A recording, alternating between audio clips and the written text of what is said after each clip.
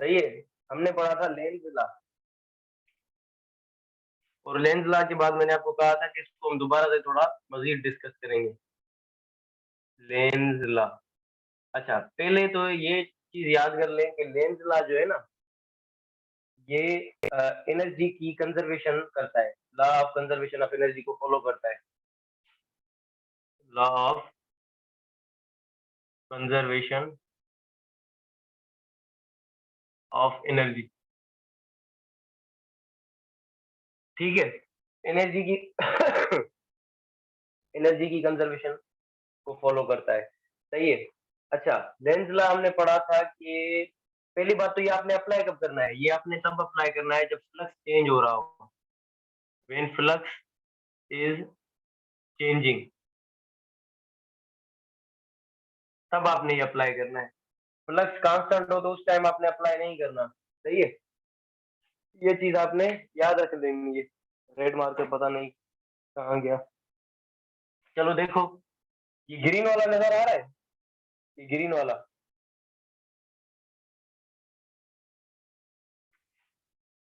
Green वाला नजर आ रहा है, ये फ्लक्स वाला। ओके ओके, फिर भी मैं इसको बोल्ड कर देता हूँ ताकि आपको नजर आए। यानी कि फ्लक्स चेंज हो रही होगी तभी ये अप्लाई करेंगे, फ्लक्स कांस्टेंट के लिए अप्लाई नहीं होगा ये ला। कुछ स्टूडेंट्स कंफ्यूज होते हैं, जहां पर करंट कांस्टेंट लगा हुआ होता है, फील्ड भी कांस्टेंट होती है, वहां भी लेंस ला लगा रहे होते हैं। ऐसा नहीं करना आपने, ये मैं पहले ही बता रहा हूँ ताकि आपको आगे जो प्रॉब्लम्स में करवाऊंगा ताकि उनमें मसला ना हो। अच्छा, और एक चीज, अब फ्लक्स चेंज तो हो रही है तब आपने अप्लाई करना है, ये मैं यहाँ पर लिख देता हूँ, अप्लाई। अप्लाई तब करना है जब फ्लक्स चेंज हो रही हो, लेकिन जब फ्लक्स चेंज करती है, फ्लक्स जब चेंज करेगी तो वो दो तरीके से करेगी। एक तो यानी वो फ्लक्स, यानी कि वो इंक्रीज करेगी, फ्लक्स में इंक्रीज आएगा या डिक्रीज आएगा, इन दो तरीकों से करेगी ना, या उसके अलावा भी कोई और तरीका है? समझ आ रहा है? फ्लक्स अगर चेंज करेगी, मैग्नेटिक फ्लक्स की बात हो रही है यहाँ पर, तो या तो वो इंक्रीज करेगी या तो वो डिक्रीज करेगी। समझ आ रही है ये चीज? लेकिन अब लेंज लॉ क्या करेगा, लेंज लॉ क्या करेगा, जब फ्लक्स इंक्रीज हो रही होगी तो यहाँ पर मैं लिखता हूँ by Lenz law, by Lenz law. Lenz law की मदद से जो फ्लक्स इंक्रीज कर रही है, ये फ्लक्स को डिक्रीज करेगा, decrease flux will decrease flux, या इसको सिंबल से रिप्रेजेंट कर दो। यहाँ पर जब वो डिक्रीज कर रही है तो क्या करेगा इसको, ये Lenz law, by Lenz law, यानी कि लेंज लॉ की मदद से इसमें फ्लक्स क्या होगी, विल इंक्रीज। फ्लक्स क्या करेगी, इंक्रीज करेगी। यहाँ पर फ्लक्स ने डिक्रीज करना है, यहाँ पर फ्लक्स ने इंक्रीज करना है। अब इस पूरे बस चीज पर जो है ये लेंज लॉ बेस्ड है। समझ आ रहा है? अगर फ्लक्स को चेंज करेंगे तभी ये लॉ अप्लाई करेंगे, ठीक है। डायरेक्शन ऑफ दी, ये क्या बताता है, direction of induced EMF, direction of induced current, current और ईएमएफ बोल सकते हो आप, ठीक है। ये उसकी डायरेक्शन बताता है, law of conservation of energy को फॉलो करता है, ठीक है। अच्छा, और दूसरी दूसरी एक चीज होती है कि ये आपको डायरेक्शन तो बताता है, लेकिन इंड्यूस करंट बोलते किसे हैं? याद रख लें, इंड्यूस करंट उसको बोलेंगे जो मैग्नेटिक फ्लक्स की चेंज की वजह से प्रोड्यूस हो। तो अगर करंट कहीं पर भी चेंज होगा या अपना मैग्नेटिक फील्ड चेंज होगी तो आपने ये लॉ तभी लगाना है, उसके अलावा नहीं लगाना। अगर मैं आपसे सवाल पूछूं, फॉर एग्जाम्पल, कि एक करंट कैरिंग वायर है, उसके अंदर करंट जा रहा है आई, आई मैंने बोल दिया, मैंने बोल दिया कि ये कांस्टेंट करंट है, उसके सामने मैंने ये एक कॉइल रखी। अब बताओ कि इस पर इसका क्या इफेक्ट पड़ेगा, इसमें करंट कौन सा होगा, क्लॉकवाइज होगा, एंटी क्लॉकवाइज होगा? अगर मैं इस तरह से सवाल पूछूं तो यहाँ पर देखें, करंट क्या है, कांस्टेंट है, करंट कांस्टेंट है ना, तो आपने ये लेंज लॉ नहीं लगाना। यानी कि अगर इसके अंदर फ्लक्स, अब देखो करंट ये अपवर्ड जा रहा है, इससे फ्लक्स बोर्ड के अंदर अंदर की तरफ जाएगी, तो यानी कि इसके अंदर की तरफ फील्ड प्रेजेंट है। तो बस यहाँ पर आपने लेंज लॉ पर नहीं जाना। लेंज लॉ के अकॉर्डिंग क्या होता है, अगर अच्छा मैं बताता हूँ ये चीज। अब देखें ये करंट ऊपर जा रहा है ना, पहले सिंपल सिंपल जो होगा वो देखें। जब करंट कांस्टेंट है, इसके अंदर फील्ड कहाँ है, अंदर। फील्ड जब अंदर की तरफ हो तो करंट कैसे मूव करता है, क्लॉकवाइज। इसके अंदर फील्ड होगी ना, तो इसके अंदर कॉइल के अंदर करंट मूव करेगा क्लॉकवाइज। जिस तरह से मैंने आपको कॉइल्स बनवाई थी और मैंने बोला था अगर करंट क्लॉकवाइज मूव कर रहा है तो करंट की डायरेक्शन में फिंगर्स को कर्ल करो, ये क्लॉकवाइज। थंब आपका गया बोर्ड के अंदर की तरफ, यानी कि इसके अंदर फील्ड कहाँ होगी, क्रॉस लगा दी हमने के अंदर की तरफ। बिल्कुल उसी तरह से यहाँ पर करना है। ये कॉइल हमने रखी, इसके पास से करंट गुजारा, ये करंट अपवर्ड जा रहा है। अब देखें हमने फिंगर करंट के डायरेक्शन में अपना थंब रखा, thumb in the direction of current, और अपनी फिंगर्स को कर्ल किया तो फिंगर इस कॉइल के अंदर की तरफ जा रही है, यानी कि फील्ड बोर्ड के अंदर की तरफ है। जब फील्ड अंदर की तरफ होती है तो करंट कैसे घूमता है, करंट घूमेगा क्लॉकवाइज। अच्छा ये तो नॉर्मल केस है जब करंट कांस्टेंट है। अगर यहाँ पर मैं करंट को चेंज कर दूं तो थोड़ा कहानी में ट्विस्ट आ जाएगा। वो किस तरह से, यहाँ पर अगर मैंने रख दिया इसको करंट को और मैंने बता दिया कि करंट जो है वो चेंज हो रहा है। अब करंट के चेंज करने से आप सबने एक चीज पढ़ी है कि मैग्नेटिक फील्ड भी चेंज करती है। देखिए ना भाई, इस करंट का कैरिंग कंडक्टर की वजह से इसके अराउंड मैग्नेटिक फील्ड है। जब मैं करंट को कम ज्यादा करूंगा तो इसके अराउंड जो बी है वो भी कम या ज्यादा होगा। अगर करंट को मैं कम या ज्यादा करूंगा तो ये मैग्नेटिक फील्ड भी चेंज होगी। सही है। अब देखें अगर ये करंट कांस्टेंट नहीं है, यानी कि इसको मैं लिख देता हूं वेरिएबल करंट, वेरिएबल करंट। अच्छा अब पता है क्या होगा। अब अच्छा एक चीज और, ये देखो बच्चे बार बार ज्वाइन कर रहे हैं ना, यही मसला होता है जब।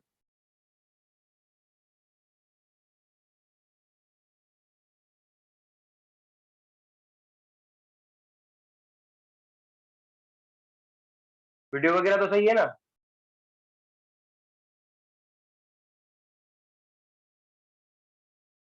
वीडियो वगैरह सही है। ओके। अब देखें यहाँ पर मैंने क्या रखा है, ऊपर वाली ये जो फिगर 1 है इसके लिए मैंने करंट को कांस्टेंट रखा है। अच्छा यहाँ पर फ्लक्स क्या बनेगा, फ्लक्स यहाँ पर कांस्टेंट होगा क्योंकि करंट कांस्टेंट है ना।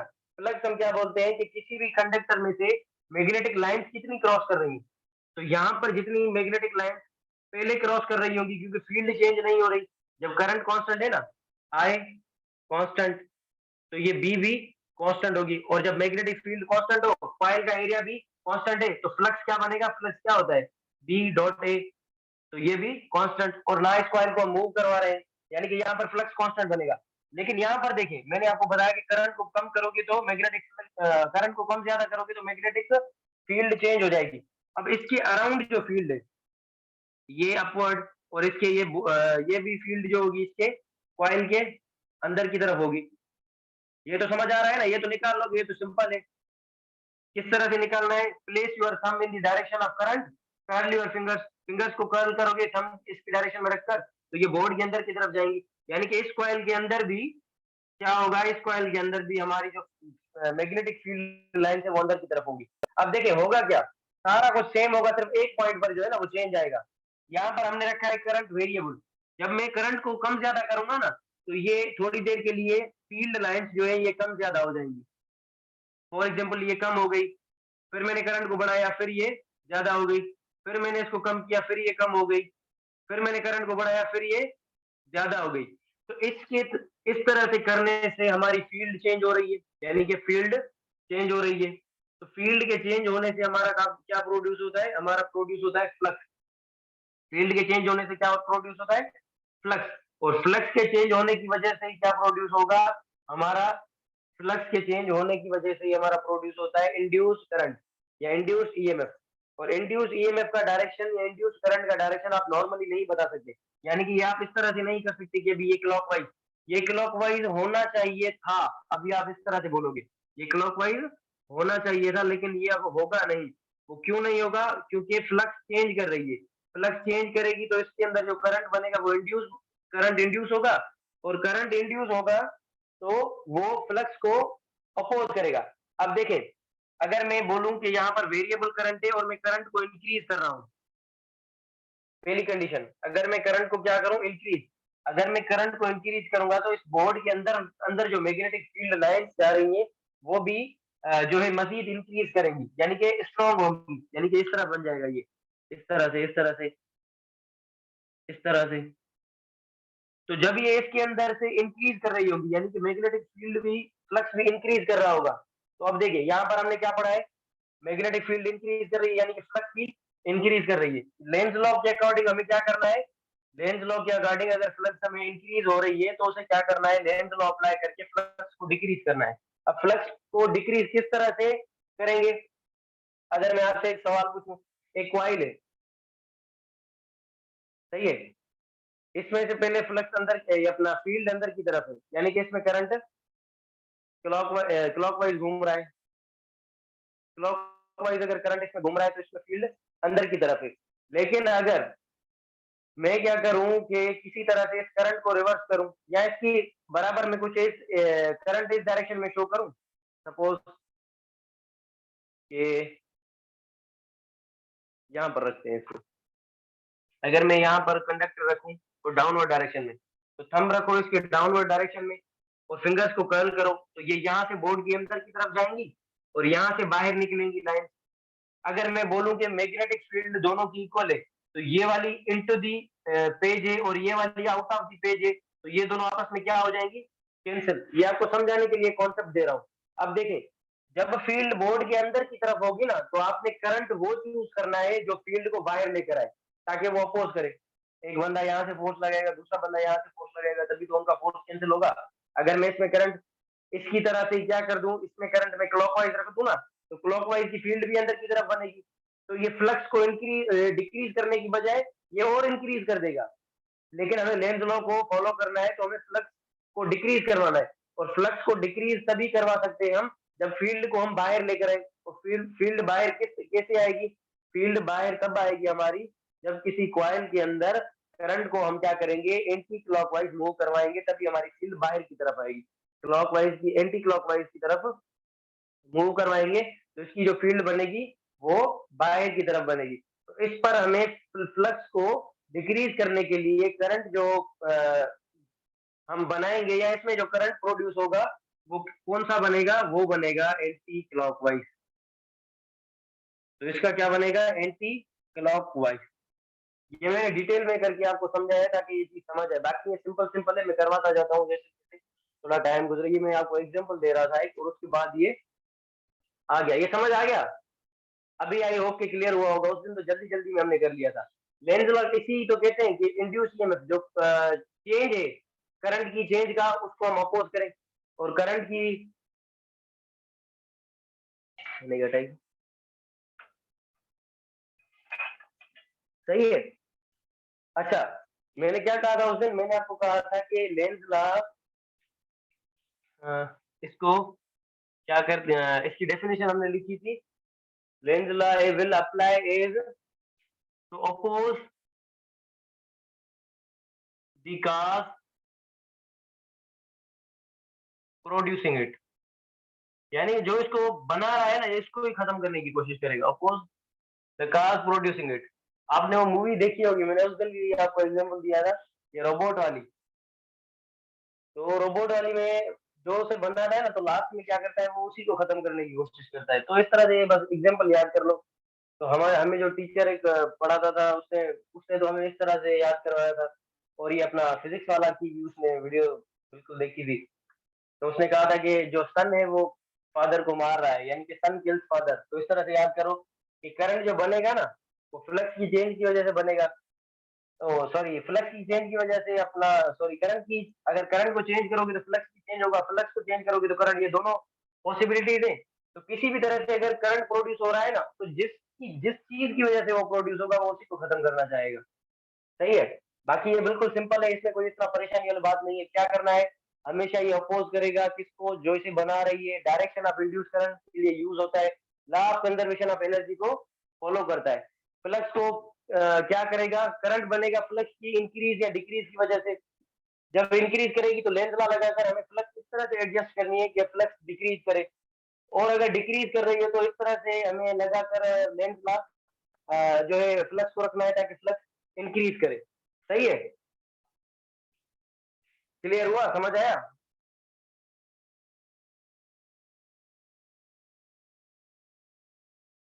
आई होप कि क्लियर हुआ होगा। बाकी बच्चे बताएं,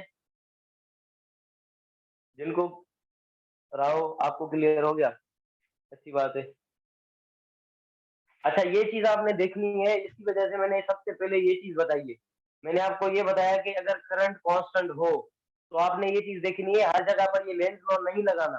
लेंज लॉ याद रख लें आप, एक फंडामेंटल रूल है।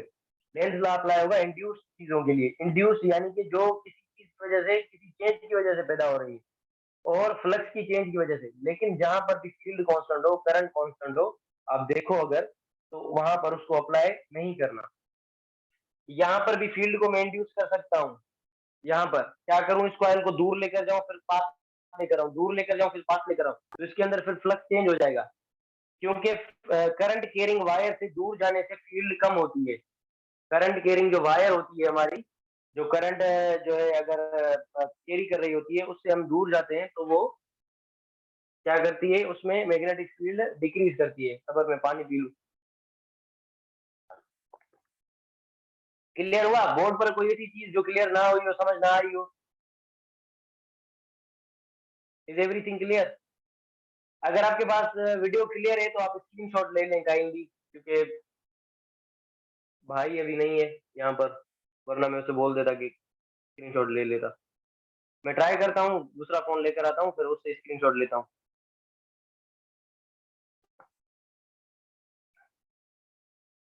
क्लियर हो गया ना सबको? बता दें एक बार मैसेज करके, किसी को कोई प्रॉब्लम, किसी को कोई चीज समझ ना आ रही हो।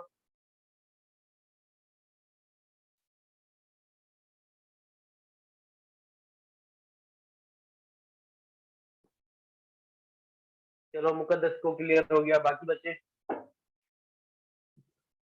राहो बाबा, करंट कैरिंग वायर दूर होंगी तो, हाँ वो लास्ट के अंदर बताता हूँ, लास्ट में। ला करे मुझे याद रहे बस। अगर देखे ना, जिस तरह से हम इलेक्ट्रिक फील्ड, एक पॉजिटिव चार्ज को अगर दूर जाते हैं तो इलेक्ट्रिक फील्ड हमारी कम होती है। इसी तरह से मैग्नेटिक फील्ड जो है ना, अगर वायर से हम दूर जाएंगे ना, तो फील्ड कम होगी। फील्ड कम होगी। अगर मैं इस वायर को यहाँ से यहाँ लेके जाऊँ, तो पहले सपोज करो कि 10 लाइनें इस पे से क्रॉस कर रही, फिर 8, 7, फिर 3, फिर 2, तो इस तरह से हो। ये मैं मैक्सिमम इसको यहाँ तक लेकर गया, फिर मैं इसको यहाँ से वापस लेकर आऊँ, फिर ये 2, 3, 4, 5, 6, फिर 7, 8, फिर 10 पर आ गई। तो यानी कि ये पहले फ्लक्स ने डिक्रीज किया, फिर फ्लक्स ने इंक्रीज किया, तो ओवरऑल क्या हुआ, फ्लक्स ने चेंज किया। तो फ्लक्स के चेंज होने की वजह से क्या प्रोड्यूस होता है, इंड्यूस ईएमएफ। अब जो इसके अंदर करंट का डायरेक्शन प्रोड्यूस होगा वो अलग अलग होगा, डिक्रीज की केस में अलग होगा, इंक्रीज की केस में अलग होगा। अब जैसे मैं इस कॉइल को दूर लेके जाऊंगा ना, तो इसके अंदर से इंड्यूस करंट हमेशा ओरिजिनल, हाँ, ओरिजिनल करंट। लेकिन ओरिजिनल करंट तभी लगा सकते हो जब करंट कांस्टेंट हो। करंट जब एक ने बच्चे ने मैसेज किया है कि इंड्यूस करंट ओरिजिनल करंट के ऑपोजिट होगा, वो तो होगा, लेकिन ओरिजिनल करंट का भी आपको पता नहीं चलेगा कि वो किस तरह से बना है। आप कभी कभी ओरिजिनल की जगह पर इंड्यूस बना लोगे, क्योंकि करंट आपको गिवन नहीं होगा कभी कभी, या कुछ और दे दे कोई कंडीशन।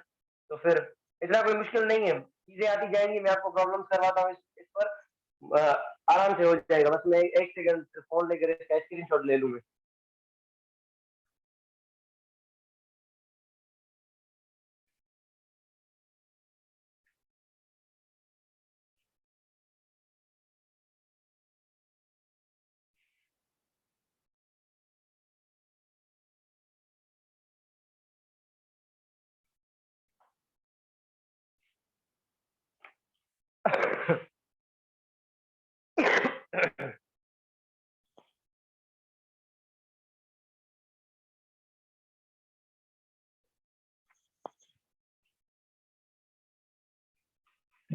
अच्छा, अभी केसेस करते हैं ना, फिर उस आपको बिल्कुल क्लियर हो जाएगा।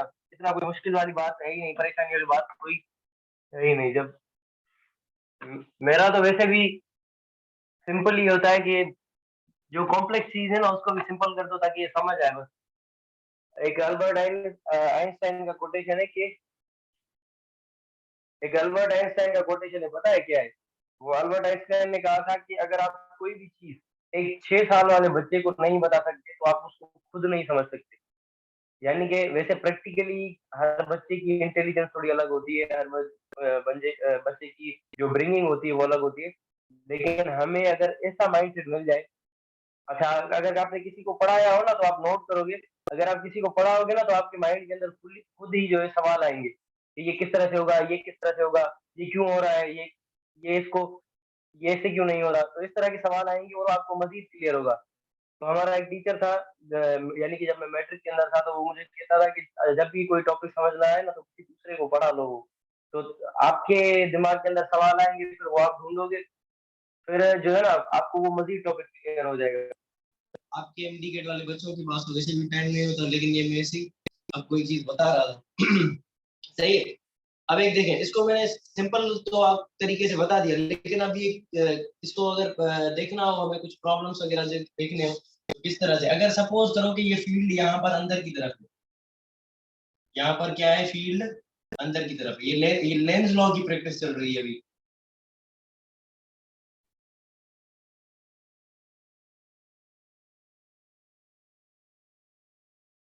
फील्ड अगर अंदर की तरफ है, यहां से मैं क्या कर रहा हूं, एक कॉइल को ड्रॉप कर रहा हूं, यानी कि मैंने कॉइल को यहां से छोड़ दिया, मैंने इस कॉइल को छोड़ दिया। अब ये क्या करेगा, इसको नीचे आएगा, सही है। थोड़ी देर के बाद ये यहाँ पर होगा, उसके बाद ये यहाँ पर, उसके बाद ये यहाँ पर, ये यहाँ पर मैं एक चीज लिख रहा हूं कि बी, यानी कि मैग्नेटिक फील्ड जो है वो यूनिफॉर्म है। मैग्नेटिक फील्ड क्या है, यूनिफॉर्म। अच्छा, मैग्नेटिक फील्ड यूनिफॉर्म है, लेकिन आपने इन दो इंस्टेंट को देखना है।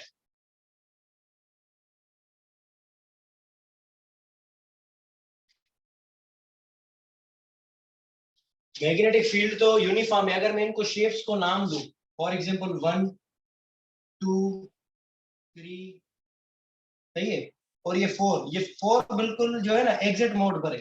तो 1 एंट्री के टाइम पर है, 1 at the entry, 2 at exit.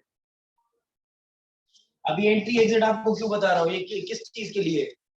अब देखें, फील्ड मैंने बता दिया ना आपको यूनिफॉर्म है, तो बी के अंदर भी करंट इंड्यूस नहीं होगा, इंड्यूस करंट प्रोड्यूस नहीं होगा, इंड्यूस यानी कि वो जो चेंज की तरफ वजह से हो, और इसके वजह से भी। तो लेंज लॉ कहाँ कहाँ पर अप्लाई होगा, लेंज लॉ सिर्फ सिर्फ अप्लाई होगा एक तो 1 वाली शेप पर और 4 वाली पर। क्यों, क्योंकि यहाँ पर जो मैग्नेटिक फील्ड है ना वो इन सब से चेंज है। यहाँ पर मैग्नेटिक फील्ड अंदर है, और ये जिस तरह से अंदर आ रहा होगा ना, तो इसमें मैग्नेटिक फील्ड क्या कर रही होगी, इसमें मैग्नेटिक फील्ड इंक्रीज कर रही होगी, यानी कि फ्लक्स इसके अंदर इंक्रीज कर रहा होगा, क्योंकि पूरा अंदर नहीं है, ये आराम आराम से जैसे ही आ रहा है इस मैग्नेटिक फील्ड के अंदर, तो इसमें मैग्नेटिक फील्ड अंदर की तरफ है, और ये जिस तरह से ये कंप्लीट अंदर आ जाएगा तो इसमें मैग्नेटिक फील्ड मैग्नेटिक फ्लक्स जो होगा वो इंक्रीज कर जाएगा। यहाँ पर एग्जिट के टाइम क्या होगा, यहाँ पर डिक्रीज करेगा और ग्रेजुअली डिक्रीज करेगा। ये वाली कंडीशन आई, यानी कि 1 और 4 पर सिर्फ और सिर्फ लेंज लॉ अप्लाई होगा। लेकिन अब लेंज लॉ अप्लाई होकर करंट का डायरेक्शन क्या होगा, लेकिन अगर मैं आपसे पूछूं कि 1 और 4 पर करंट का डायरेक्शन क्या होगा, समझ आ रही है चीजें, क्लियर हो रहा है या समझ नहीं आ रहा।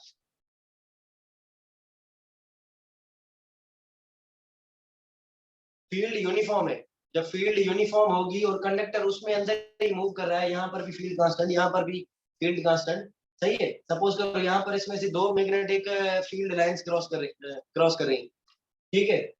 अच्छा, आप सुने सुने सुने, एक चीज सुने ध्यान से, कि जब किसी हम कंडक्टर को मूव करवाते हैं जहां पर मैग्नेटिक फील्ड कांस्टेंट हो, मैग्नेटिक फील्ड कांस्टेंट हो, तो उसके अंदर करंट इंड्यूस नहीं होगा। करंट इंड्यूस तब होगा जब फ्लक्स चेंज हो रहा हो। अगर मैग्नेटिक फील्ड को कांस्टेंट रखोगे और कॉइल का एरिया भी कांस्टेंट है, तो फ्लक्स चेंज नहीं होगा, यानी कि 2 3 इन पर फ्लक्स चेंज नहीं होगा। फ्लक्स चेंज नहीं होगा तो इंड्यूस करंट नहीं बनेगा, क्योंकि यहाँ पर फील्ड कांस्टेंट है। यहाँ पर ये देखो ना, एक चीज यहाँ पर देखो, जो समझने वाली चीज है वो ये है, यहाँ पर देखो ये फील्ड लाइन इस तरह से है। ये पहले पहले कॉइल जब एंटर कर रही होगी तो इसमें से फिर मैग्नेटिक फील्ड लाइंस एक क्रॉस करेगी। अब ये जैसे ही अंदर आएगा, ये सपोज करो यहाँ पर आ गया, तो इसमें से मैग्नेटिक फील्ड लाइंस मजीद क्रॉस करेंगी। लेकिन सिर्फ ये यहीं तक होगा, जब ये पूरा अवस्थे से अंदर आ गया ना, यानी कि ये फील्ड के अंदर बस आ गया, तो फिर फील्ड कांस्टेंट है। अगर फील्ड के अंदर ये आ गया, बस देखो ये यहाँ पर बस एंटर होने वाला है, अगर ये एंटर हो गया तो बस उसके बाद जो है फील्ड कांस्टेंट है। मैक्सिमम इसमें से क्रॉस होनी थी, सपोज करो 9 मैग्नेटिक फील्ड लाइंस यहाँ पर क्रॉस कर रही है, मैक्सिमम इसमें से क्रॉस कर सकती हैं 10। अब ये 10 के अंदर आ चुका है, इसको किस तरह से भी घुमाए, इसको मैं इधर लेके जाऊं इधर लेके जाऊं, इस फील्ड के अंदर फील्ड कांस्टेंट है, 10 लाइनें ही क्रॉस करेंगी। और अगर 10 लाइनें कांस्टेंट रह रही हैं, ना डिक्रीज हो रही है ना इंक्रीज हो रही है, इट मींस के फ्लक्स आपका कांस्टेंट है। बिल्कुल बेसिक बेसिक कॉन्सेप्ट है, इतना कोई मुश्किल नहीं है। समझ आ गया? अभी अभी समझ आया?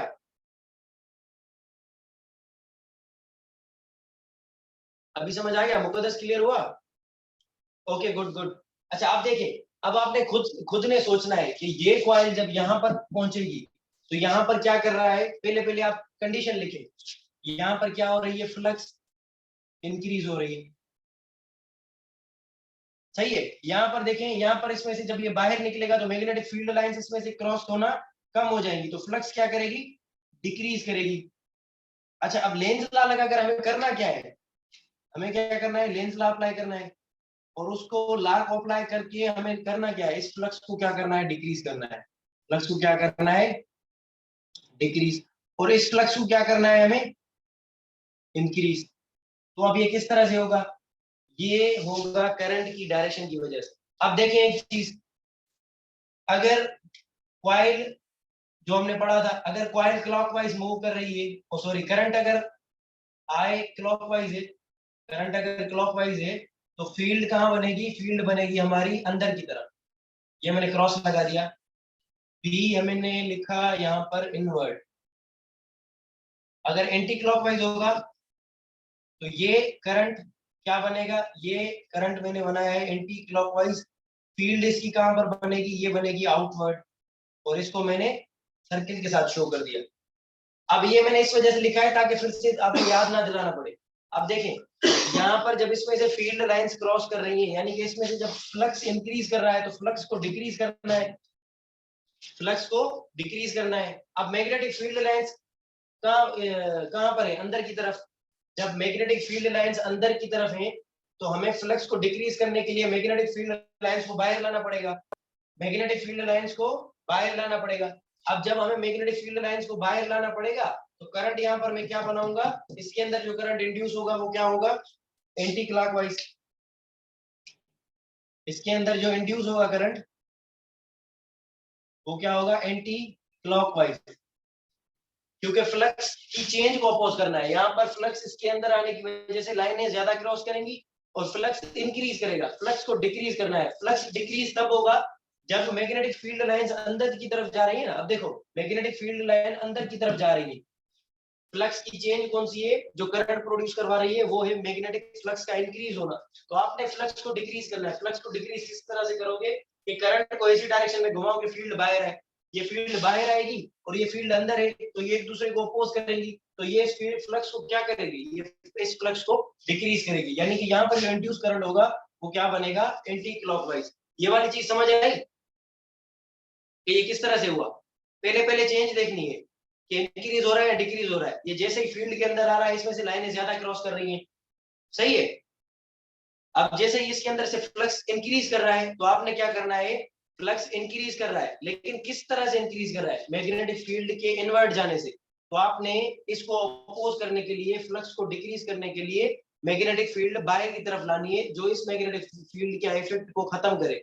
और जब इस फील्ड के, मैग्नेटिक फील्ड के इफेक्ट को कम करेगी या खत्म करेगी, तो करंट का जो डायरेक्शन बनेगा वो एंटी क्लॉकवाइज बनेगा, एंटी क्लॉकवाइज डायरेक्शन बनेगा इसका, और ये फील्ड बाहर की तरफ आएगी।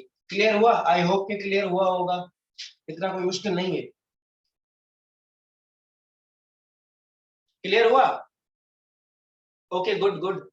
बाकी बच्चों को राव एंड मुकद्दस एंड 106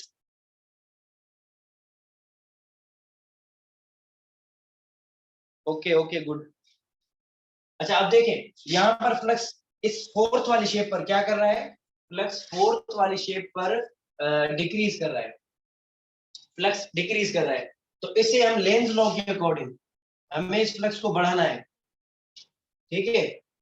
तो इस फ्लक्स को क्या करना है, हमें बढ़ाना है। तो फ्लक्स को बढ़ाएंगे किस तरह से, अब देखिए फ्लक्स डिक्रीज कर रही है ना, लाइनें अंदर की तरफ से फ्लक्स डिक्रीज क्यों हो रही है कि इसके अंदर से जो लाइनें क्रॉस कर रही है वो कम हो रही है। तो हमें क्या करना है, इसके अंदर से जो लाइनें अंदर की तरफ जा रही है उनको बढ़ाना है, तभी तो फ्लक्स इंक्रीज होगा।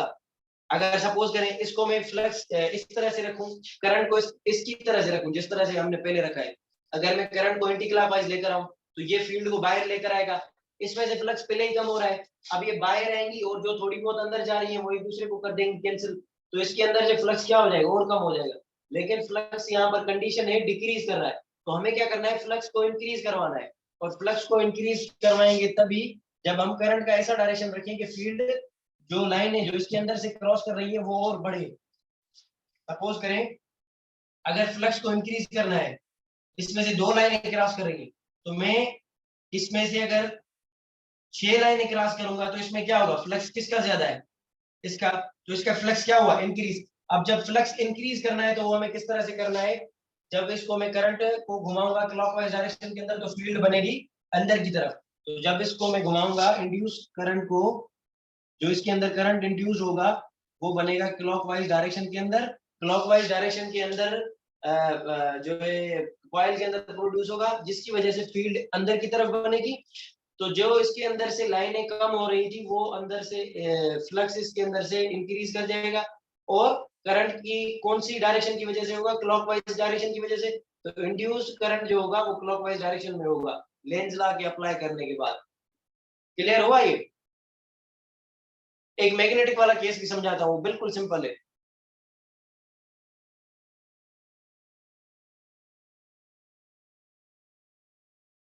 क्लियर हुआ, समझ आ रही है चीजें।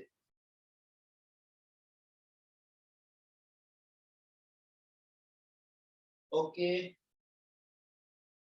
ओके मैं ऐसे ले लूं।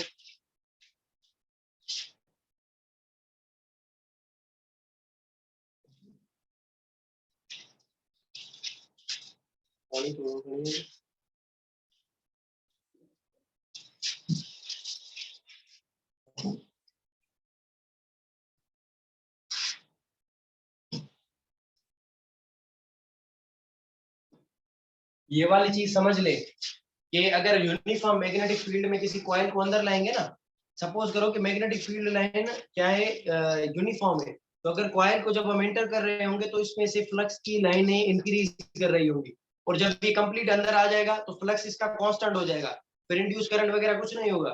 फिर जब आप इसको लेकर जाओगे, बिल्कुल ये जब एग्जिट पर होगा, बाहर निकलने वाले की जगह पर, तो इस एग्जिट वाली पॉइंट पर क्या होगा, इसकी फ्लक्स डिक्रीज करेगी। तो आपने ये चीज याद रखनी है कि फ्लक्स इंक्रीज और डिक्रीज कहां पर कर रही है। फ्लक्स एक तो इंक्रीज कर रही है एंट्री वाली पॉइंट पर, और दूसरी जो है डिक्रीज कर रही है एग्जिट वाली पॉइंट पर। तो फ्लक्स जो चेंज होगा सिर्फ एंट्री और एग्जिट पर होगा, और उसके साथ साथ जब ये कॉइल कंप्लीटली फील्ड के अंदर आ जाएगी तो उसके अंदर कुछ इंड्यूस नहीं होगा, क्योंकि फ्लक्स कांस्टेंट हो गया है, अभी मैग्नेटिक फील्ड लाइंस कांस्टेंट हो गई है। ये चीज आपने याद कर लेनी। अच्छा दूसरी एक चीज कि करंट का आपने देखना है डायरेक्शन, उसके बाद कि फ्लक्स जो है इंक्रीज कर रहा है तो फ्लक्स को डिक्रीज करवाना है अगर फील्ड अंदर की तरफ है। और अच्छा ये ध्यान रखना है, इसको अगर मैं उल्टा कर दूंगा ना तो ये डायरेक्शन उल्टा हो जाएगा इसका। आप डायरेक्शन खुद से निकाल सकते हो, ठीक है, डायरेक्शन आप खुद से निकाल सकते हो, लेकिन थोड़ा वेट करें, मैं मेडिसिन खा लूं।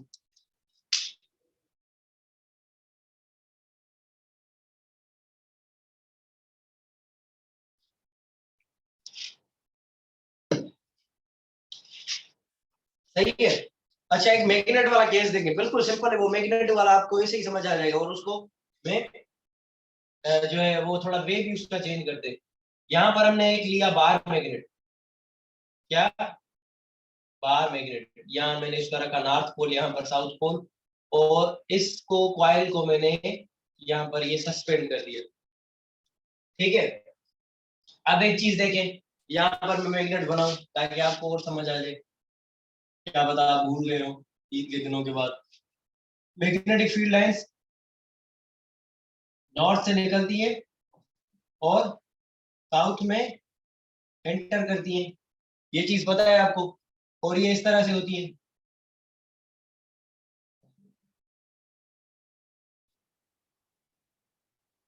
अंदर कहां पर होगी? साउथ से नॉर्थ,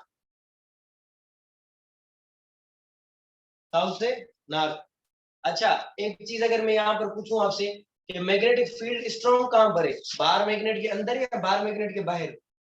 एट व्हाट पॉइंट? यहाँ पर अगर मैं नाम दूं इसको 1 और इसको मैं नाम दूं 2, तो मैग्नेटिक फील्ड लाइंस स्ट्रॉन्ग कहां पर है, अंदर या बाहर? राव और मुकद्दस आपसे पूछ रहा हूँ।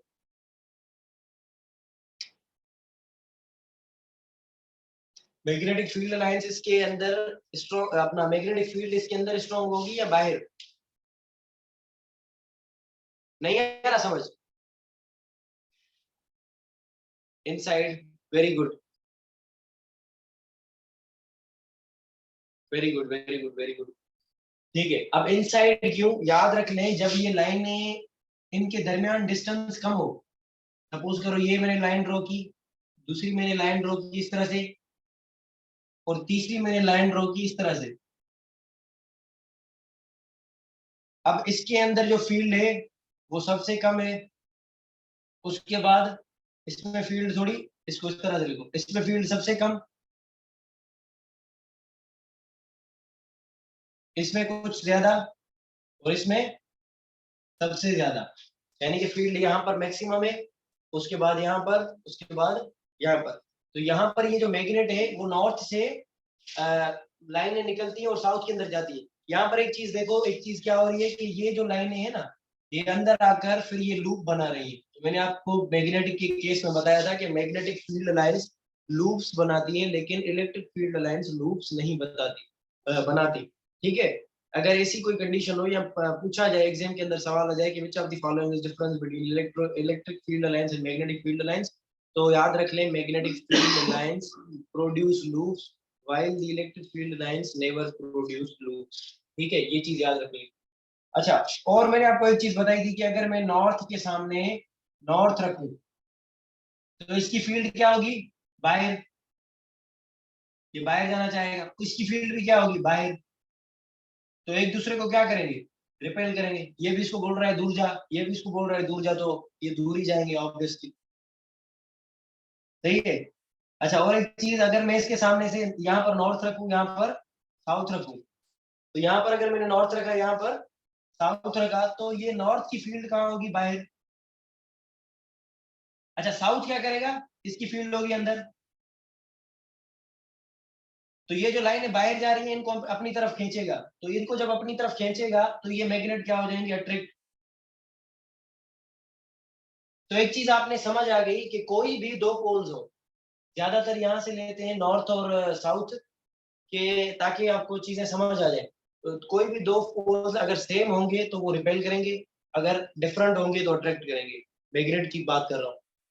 अच्छा, अब यहाँ पर क्या होगा? अगर मैं आपसे सवाल पूछूं कि अगर मैं इस मैग्नेट को मूव कर रहा हूँ towards coil, if magnet is moved towards coil, towards coil, find find the direction of induced EMF, induced current लिख लो, डायरेक्शन ऑफ इंड्यूस्ड करंट। एक तो ये बताए, और दूसरा दूसरा ये बताएं कि what will be motion of coil, motion of coil anti clockwise. चलो ठीक है। अच्छा, आपको समझ आ रहा है बाकी बच्चों को? ये देखें, जब मैं इसको इसके पास लेकर जाऊंगा तो आपने पहली वाली कंडीशन लिखनी है कि फ्लक्स क्या कर रहा है। सिंपल कंडीशन, कि फ्लक्स को क्या हो रहा है। अगर मैं इसको इसके पास लेके जाऊंगा, पहले इसमें से लाइनें इस तरह से जा रही होंगी, कुछ क्रॉस कर रही होंगी, कुछ नहीं कर रही होगी। लेकिन अगर मैं इसको इसके पास से गुजारूंगा तो ये जो लाइनें हैं, ये ये जो सब लाइनें हैं तकरीबन इसमें से क्रॉस करेंगी और बाकी यहां से गुजर जाएगी। सही बता रहा हूँ गलत बता रहा हूँ? अगर देखे ना, यहाँ पर ये जो मैग्नेट पड़ा हुआ है नॉर्थ साउथ, ये डाइवर्ज होगी लाइनें, तो कुछ इसमें से क्रॉस कर जाएंगी, कुछ नहीं करेंगी। इसको मैं अगर इसके पास लेके जाऊंगा तो इसमें से मजीद लाइनें क्रॉस करेंगी। ये लाइन तो बिल्कुल जो है इजी है, कोई मुश्किल वाली बात नहीं है। अब देखें, यहाँ पर अगर लाइनें इसमें से ज्यादा क्रॉस कर रही है, इसका मतलब क्या हो रहा है कि यहाँ पर फ्लक्स क्या हो रहा है, इंक्रीज हो रहा है। आपने सबसे पहले देखना है कि हो क्या रहा है, उसके बाद उसको अपोज करना है। पता ही नहीं होगा कि हो क्या रहा है तो अपोज कैसे करोगे। अब फ्लक्स ने क्या करना है, इंक्रीज, तो आपने लेंज लॉ लगाना है, वही आपका फेवरेट लेंज लॉ लगाना है। लेंज लॉ लगाकर इसमें से फ्लक्स को कम करना है। तो फ्लक्स कम तभी होगा जब इसमें से लाइनें बाहर जाएंगी। अभी क्या हो रहा है, फ्लक्स इंक्रीज कर रहा है। क्यों इंक्रीज कर रहा है? क्योंकि इसमें से बहुत ज्यादा लाइनें अंदर की तरफ जा रही है, इसी की वजह से फ्लक्स इंक्रीज कर रहा है। फ्लक्स को डिक्रीज करवाने के लिए लेंज लॉ बोलेगा कि नहीं भाई, लाइनें हमें नहीं चाहिए, तो इन लाइनों को हटाओ। तो लाइनों को हटाने के लिए जो करंट ये अपने अंदर प्रोड्यूस करेगा वो कौन सा होगा। अब देखें, यहाँ पर ये जो कॉइल है, ये यहाँ से सपोज करें, ये जो कॉइल है यहाँ पर इस तरह से कॉइल पड़ी हुई है, इसमें करंट में अगर इस तरह से घुमाऊंगा क्लॉकवाइज तो ये मैग्नेटिक फील्ड लाइन अंदर की तरफ जा रही है। लेकिन अगर ये जो कॉइल है इसमें करंट में एंटी क्लॉकवाइज घुमाऊंगा तो ये लाइनें बाहर की तरफ आएंगी, यानी कि इस मैग्नेटिक लाइन के ऑपोजिट में लाइनें आएंगी और बोलेंगी कि नहीं, फ्लक्स को हमें क्या करना है, फ्लक्स को हमें डिक्रीज करना है। और फ्लक्स को जब डिक्रीज करेंगे तो इसमें से जो डायरेक्शन बनेगा वो बनेगा एंटी क्लॉकवाइज। क्लियर हुई ये चीज? एंटी क्लॉकवाइज डायरेक्शन बनेगा।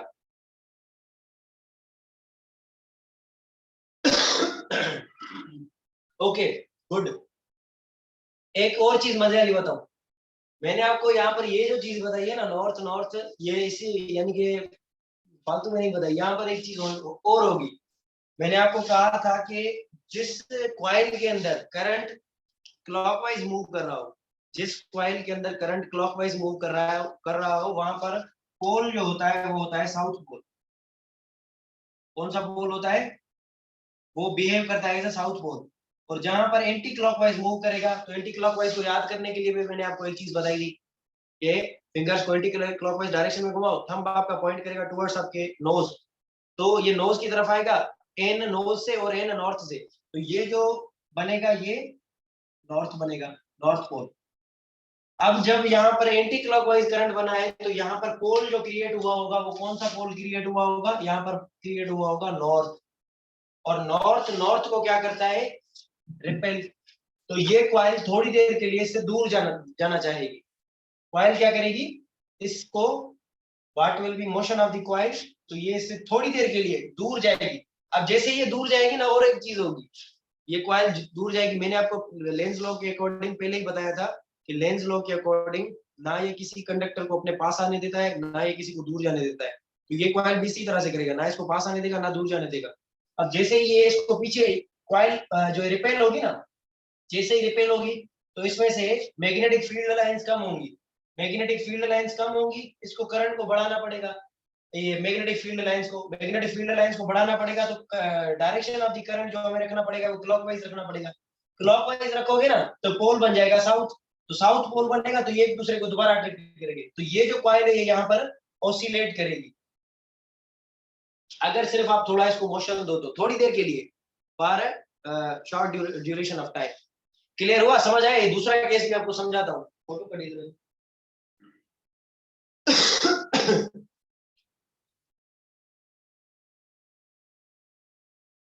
क्लियर हुआ?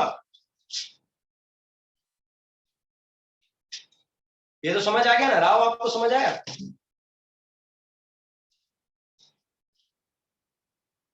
Okay, good.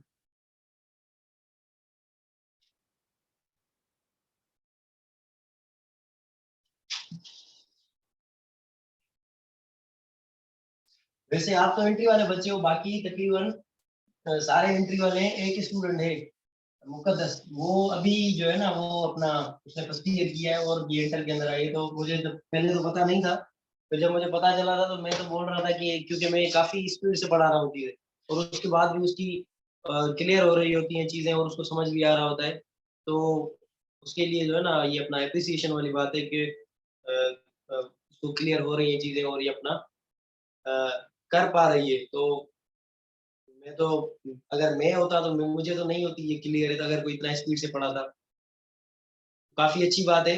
बाकी बच्चे जो है ना वो इस चीज से सीखें कि आपको चीजें भी क्लियर होनी चाहिए। वैसे आपका रिस्पॉन्स काफी अच्छा होता है, और जब आप जवाब देते हो ना, अगर मैं कोई चीज पूछता हूँ कि बाकी जो बच्चे जो भी होते हैं 2 3 5, बाकी तो रिकॉर्डिंग पर जो है वो हो गए, जो भी बच्चे आप अपना रेस्पॉन्स देते हो मुझे, तो उसके बाद जो है यानी कि इंटरेक्टिव सेशन होता है, तो फिर यानी कि मजा आता है कि यार ये क्लास जो है ना, कुछ चीजें ऐसे मैं पूछ रहा होता हूँ कोई जवाब नहीं आता, तो फिर जो है वो अच्छा नहीं लगता। अच्छा तो बात कर रहा था कि उस बच्ची ने अभी अपना इंटर का फर्स्ट ईयर का एग्जाम दिया है, और अभी वो इंटर के अंदर आई है, और उसने 4 चैप्टर ये यहाँ से किए हैं। तो रियली ह्यूज थिंग, ये काफी बड़ी बात है, क्योंकि एक तो क्रैश सीरीज में क्या होता है कि कोर्स जल्दी चलता है। मैंने टॉपिक तो सारे करवाए हैं, लेकिन थोड़ा उनको सिंपल करके समझाने की कोशिश की है, तो ये काफी अच्छी बात है अगर समझ आ रही हैं चीजें। तो मैंने सोचा कि आपको बाकी बच्चों को नहीं पता होगा तो ये चीज बता दो, ठीक है। और काफी अच्छा रिस्पॉन्स होता है, जब भी मैं कुछ पूछता हूँ ना, तो मुझे पहले नहीं पता, मुझे लग रहा था कि ये शायद एंट्री की स्टूडेंट है, तो अगर कुछ पूछ रहा होता हूँ तो वो उसका आंसर भी आ जाता है, तो हालांकि वो अभी इंटर में आई है। सही है। तो चलिए अच्छी बात है। अब देखें दोबारा से, यहाँ पर हमने कॉइल बनाई, इस कॉइल को हमने क्या किया, सस्पेंड, और ये इसके मैंने मैग्नेट, मैग्नेट पहली कंडीशन क्या थी, पहले हमने कंडीशन रखी थी कि मैं मैग्नेट को इसके पास लेके जा रहा हूँ। अब मुझे क्या करना है, अब दो तरीके हैं, या तो इस कॉइल को दूर लेकर जाऊं या इस मैग्नेट को दूर लेकर जाऊं, तो दोनों एक ही बात है, कोई परेशानी वाली बात नहीं है। ठीक है, अगर मैं इस मैग्नेट को मूव करवाऊं इससे अवे, तो अब देखना अब क्या होगा कि नॉर्थ साउथ, इसको मैं इसके करीब लेकर आया था, इसके अंदर मैग्नेटिक फील्ड लाइंस ज्यादा। अब मैं क्या कर रहा हूँ, मोशन ऑफ द कंडक्टर, इसको मैं v से दायर करता हूँ वेलोसिटी से, इसको मैं यहाँ से दूर लेकर जाऊंगा। अब जब मैं इसको दूर लेकर जाऊंगा तो पता है क्या होगा, इसका फ्लक्स क्या करेगा, इसका फ्लक्स करेगा डिक्रीज। फ्लक्स जब इसका डिक्रीज करेगा, तो फ्लक्स के डिक्रीज होने की वजह से इसमें कोई करंट बनेगा, लेकिन वो हमें करंट का डायरेक्शन बताना है किसकी मदद से, लेंज लॉ की मदद से। तो लेंज लॉ क्या चाहेगा, इसकी मर्जी के खिलाफ कोई चीज हो रही है, यहाँ पर फ्लक्स हो रहा है डिक्रीज, तो लेंज लॉ बोलेगा नहीं भाई, फ्लक्स को डिक्रीज नहीं करना, फ्लक्स को दोबारा से इंक्रीज करो, चेंज को अपोज करेगा। ठीक है, तो चेंज को अपोज करेगा, तो यहाँ पर फ्लक्स क्या कर रहा है, डिक्रीज, तो ये फ्लक्स को इंक्रीज करेगा। अब हमें फ्लक्स को इंक्रीज करना है। अच्छा अब देखो फ्लक्स डिक्रीज किस तरह से हो रही है, इसको जब दूर लेकर जाऊंगा ना, तो इसमें से जो लाइनें अंदर जा रही है वो कम हो रही है, इसमें से जो लाइनें क्रॉस कर रही हैं वो कम हो रही है, लेकिन हमें वो इसके अंदर से जो लाइनें जा रही हैं उनको बढ़ाना है। तो उसको बढ़ाने के लिए अब मैं किस तरह से करूं, इस कॉइल को अगर मैं क्लॉकवाइज डायरेक्शन में घुमाऊंगा तो इसकी फील्ड कहाँ होगी, अंदर की तरफ, और इसको अगर एंटी क्लॉकवाइज घुमाऊंगा तो इसकी फील्ड कहाँ होगी, बाहर की तरफ। अब पहले ही लाइनें कम हो रही है और मैं बाहर लाइनें निकल लेकर आऊं, तो ये तो नहीं होगा, यानी कि ये वाला ऑप्शन वैलिड नहीं है। अच्छा अगर मैं करंट को क्लॉकवाइज रखूं, अगर मैं करंट को क्लॉकवाइज रखूं तो मैग्नेटिक फील्ड लाइंस अंदर की तरफ जाएंगी, तो फील्ड को थोड़ी देर के लिए पुश आएगा, यानी कि इंक्रीज होगी कि यार चलो कुछ लाइनें अंदर आ रही है, यानी कि फील्ड फ्लक्स क्या कर रहा है, इंक्रीज कर रहा है। तो यानी कि करंट का डायरेक्शन क्या होगा, इंड्यूस्ड करंट का डायरेक्शन हमारा इंड्यूस्ड का वो बनेगा क्लॉकवाइज। एक चीज और मजे वाली देखो जब ये क्लॉकवाइज का डायरेक्शन होगा ना, हाँ गुड, जब ये क्लॉकवाइज डायरेक्शन होगा तो इसके अंदर जो फ्लक्स होगा वो क्या होगा, सॉरी अपना पोल जो बनेगा वो क्या बनेगा, साउथ। पोल कौन सा बनेगा, साउथ, तो ये बन जाएगा साउथ। फॉर एग्जाम्पल इसको आप थोड़ा सा दूर लेकर गए हो ना, सपोज करो ये यहाँ पर पहुंचा है, ये यहाँ पर नॉर्थ, ये यहाँ पर नॉर्थ, ये साउथ, इसको यहाँ तक लेकर गए हो, फील्ड लाइंस इसमें से कम हो गई है, तो अब ये साउथ बनकर खुद इसके पास आने की कोशिश करेगा, तो यानी कि ये कॉइल इस तरह से मूव करेगी। यानी कि जब पहले आप इसके पास लेकर जा रहे थे मैग्नेट को, तो ये क्या कर रहा था, ये इसको अपोज कर रहा था, इसको करीब नहीं आने दे रहा था। लेकिन जब आप इसको दूर लेकर जा रहे हो मैग्नेट को, तो ये कॉइल बोल रहा है कि नहीं मुझे इसके पास जाना है, तो ये साउथ वाला पोल क्रिएट हो रहा है और इस मैग्नेट की वजह से। ठीक है, क्लियर हुआ, समझ आई मुकद्दस, आपको क्लियर हुआ? बाकी बच्चे बताएं, राव को तो क्लियर हो गया, बाबा आप बताओ। ओके, बाबा क्लियर हुआ? बाबा तो पता नहीं उस दिन कौन कौन से सवाल लेकर आया था जिस दिन मेरी तबीयत खराब थी।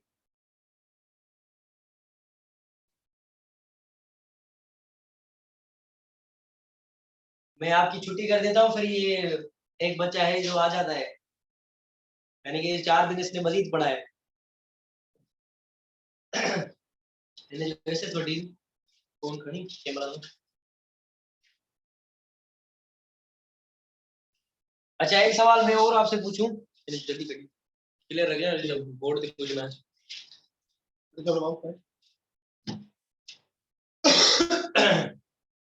क्वेश्चन मैं अच्छे से लेकर आया हूँ इसी वजह से, ताकि आपको समझ आए। ज्यादातर जो बुक्स देखोगे ना टिपिकल, उनमें यही सवाल होंगे। अगर एक सवाल मैं पूछूं आपसे कि यहाँ पर एक कॉइल है और इसके ऊपर मैं मैग्नेट गिरा रहा हूँ, ये इसका नॉर्थ पोल, ये इसका साउथ पोल। अच्छा, अब मैग्नेट इज ड्रॉप्ड, अब magnet is dropped and it crosses through coil, या crosses की जगह passes भी, it passes through coil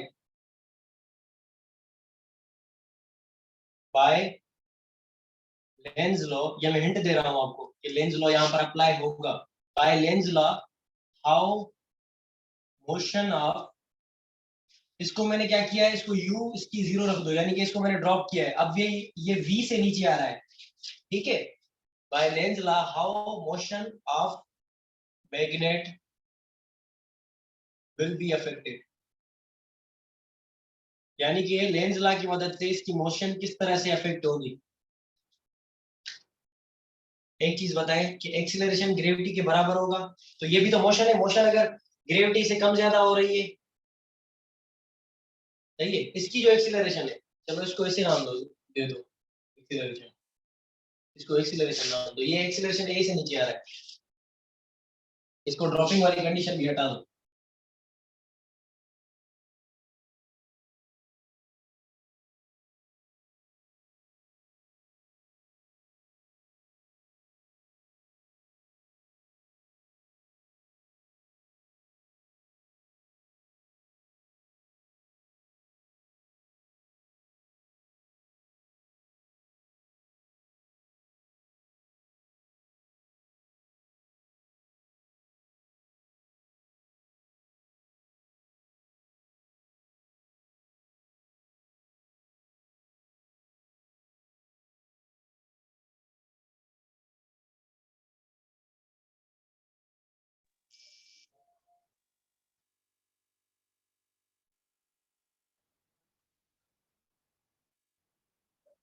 Rao की मीटिंग लीव हो गई।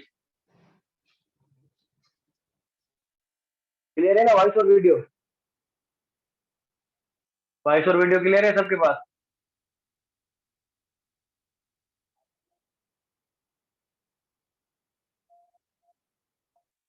ओके,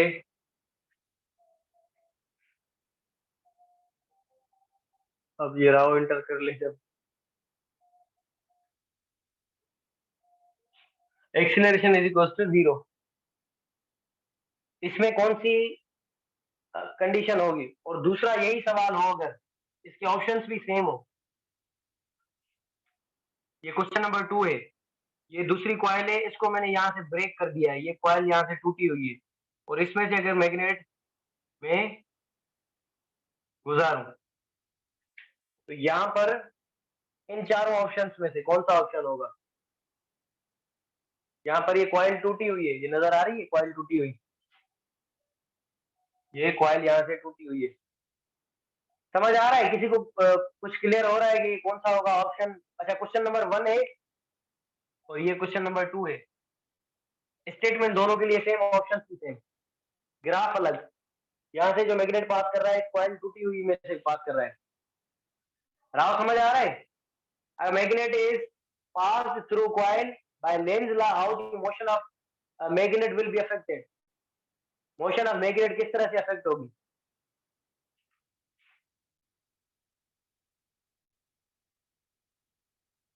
क्या हुआ बाबा? तो सवाल है क्या बाबा? अगर कोई सवाल है तो टाइप करो, ठीक है? अच्छा, एक चीज देखिए, मैंने आपको थोड़ी देर पहले बताया कि नहीं, वो बाबा से पूछ रहा हूँ, एक लड़का है दूसरा। अगर ये मैग्नेट इसमें से क्रॉस करेगा, जब कॉइल करीब आ रही थी तो वो क्या कर रहा था? कॉइल को अपोज कर रहा था। वो कंडीशन हम रिपीट नहीं कर रहे हैं अभी। जब वो कॉइल के करीब आएगा तो मैग्नेट क्या है, कॉइल क्या करेगी? इसको अपोज करेगी, यानी कि इसको पीछे धकेलेगी। पीछे जब इसको थोड़ा सा धकेलेगी तो इसमें थोड़ी देर के लिए यहाँ पर रुक जाएगा। सपोज करो ये टाइम टी के लिए यहाँ पर रुका, और जब ये इससे दूर जाएगा तो भी ये इसको दूर जाने नहीं देगी, तो ये यहाँ पर भी टाइम टी के लिए रुक जाएगा।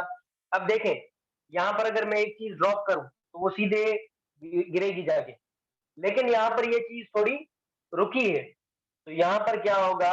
इसकी एक्सीलरेशन जो होगी, वो सपोज करो ये एक्सीलरेशन ए से आ रहा है, ये यहाँ पर थोड़ी देर रुक गया, फिर ये नीचे गया, फिर ये यहाँ पर थोड़ी देर रुक गया, उसके बाद ये नीचे गया, तो इसकी एक्सीलरेशन क्या होगी? इसकी एक्सीलरेशन होगी ग्रेविटी से कम। इसकी एक्सीलरेशन ग्रेविटी से कम होगी। यहाँ पर भी कंडीशन सेम अप्लाई करोगे। इसमें से फ्लक्स लाइनें ज्यादा क्रॉस कर रही है, फ्लक्स को इंक्रीज करो, फिर इसको क्लॉकवाइज घुमाओ, तो यहाँ पर नॉर्थ बनेगा, इसको रिपेल करेगा, फिर ये नीचे जाएगा, फिर ये एंटी क्लॉकवाइज बनेगा तो ये साउथ बनेगा, इसको अट्रैक्ट करेगा। इसी वजह से ये पूरा सेम फेनोमेना होगा और ये वाली कंडीशन होगी।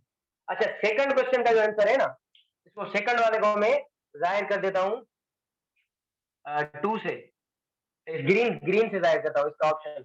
अब देखें, सेकंड वाले में अंदर क्या है, इसमें फ्लक्स तो चेंज होगा, फ्लक्स तो चेंज हो रहा है, लेकिन एक यहाँ पर जो है ड्रॉबैक है। याद कर लें कि करंट को ट्रेवल करने के लिए एक पाथ चाहिए होता है, लेकिन अगर पाथ टूटा हुआ होगा तो करंट ट्रेवल नहीं करेगा। तो यहाँ इसमें इसके अंदर करंट जब जाएगा तो ये यहाँ से क्रॉस नहीं कर सकता, तो ये इंड्यूस करंट इसके अंदर नहीं होगा, ये मैग्नेट इजीली क्रॉस कर जाएगा। तो इसके अंदर जो एक्सीलरेशन बराबर होगी वो जी के बराबर होगी, एक्सीलरेशन जी के बराबर होगी। ठीक है, ये वाला चीज क्लियर, ये वाली चीज क्लियर हुई? सब बताएं बाकी, क्लियर हो गया सबको? ओके, एसएस ले लूं मैं। कुछ प्रैक्टिस क्वेश्चंस में लेकर आया हूँ, वो आपको कराऊं, फिर क्लास को खत्म कर देते हैं। वैसे भी 3-4 दिन क्लास नहीं हुई ईद वाले दिन से। कितने दिन ऑफ हुए? 2 दिन का मैंने ऑफ लिया, 2 दिन का मैंने ऑफ लिया, एक तो ईद वाली जो है वो यानी कि दिन छुट्टी थी।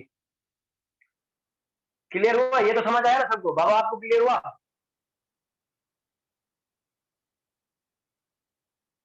मुकद्दस को हो गया क्लियर? आओ, एंड बाबा।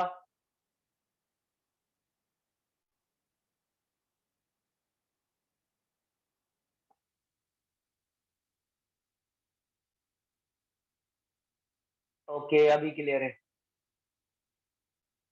Okay, good.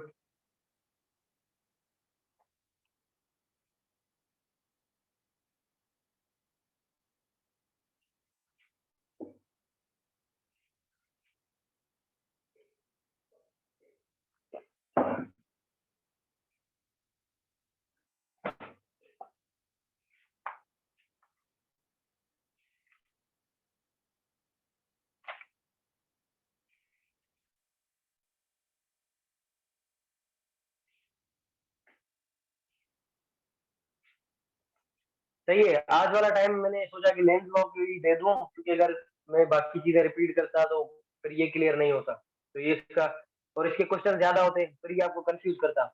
याद रख लें, यहाँ से इलेक्ट्रोमैग्नेटिज्म का आपका पूरा चैप्टर और ये वाला टॉपिक, अगर इस चैप्टर में से सवाल आ गए ना 2-3 और आपका ये क्लियर नहीं है, तो ये जो है ना वो, क्योंकि सिलेक्शन कभी-कभी जो है ना 2-3 मार्क्स से इधर-उधर हो जाता है।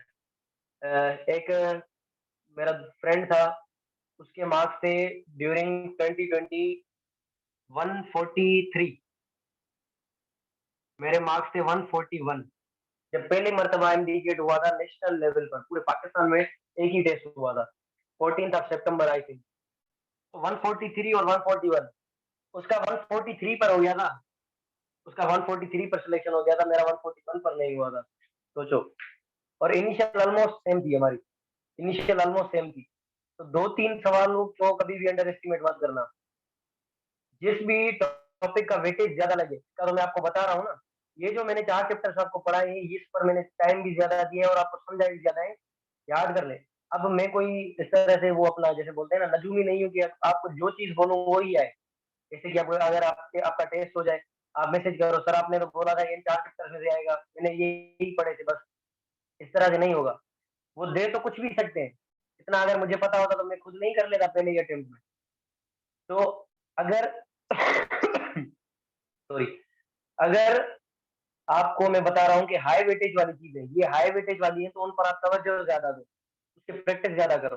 ये जो 4 चैप्टर्स हैं इनको अच्छे से पढ़ो और इलेक्ट्रोमैग्नेटिज्म में प्रैक्टिस करो। फोर्स चार्ज पार्टिकल पर किस तरह से लग रही है, करंट अपवर्ड है तो फील्ड किस तरह से बनेगी, ये जब आप प्रैक्टिस कर लोगे ना, और लेंज लॉ के ऊपर भी प्रैक्टिस करो, फ्लक्स को चेंज करो। बुक के अंदर, पंजाब के अंदर 1-2 ऐसी कंडीशन जो पहले मैंने आपको कंडीशन करवाई ना, वो पंजाब टेक्स्ट बुक के अंदर गिवन है, तो वो भी आप देख लो। तो याद कर लें आपने एक चीज जो है कि इन चीजों को फॉलो करना है, हाई वेटेज वाली चीजों को ज्यादा ध्यान देना है, ठीक है।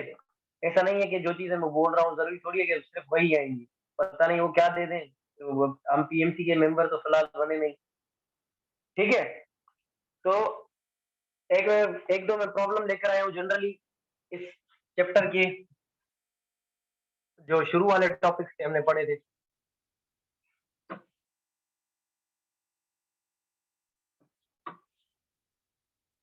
अच्छा थोड़ा वेट करेंगे, मैं इसको स्क्रीनशॉट लेने में मुझे टाइम लग रहा है, इस वजह से मैं भाई को बुला लूँ, उसके बाद वो स्क्रीनशॉट ले।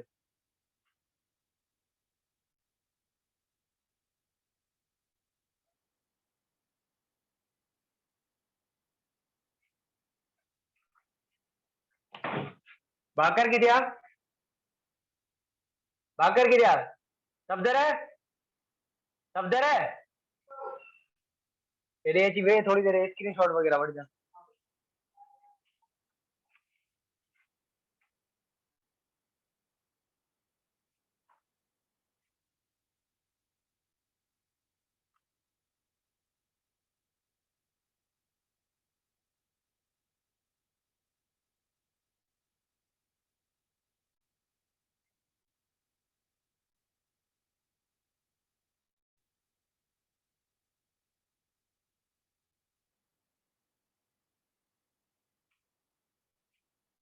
रेड मार्कर किती आज, नजर ही कौन है सोएरा का। अगर ये यहाँ पर ये आपको फील्ड गिवन है, इसके अंदर फील्ड के अंदर एक कंडक्टर रखा हुआ है, ठीक है, और ये आपको हाइट गिवन है 2 मीटर्स, सही है, और मैग्नेटिक फील्ड का जो वैल्यू है वो 0.5 टेस्ला है।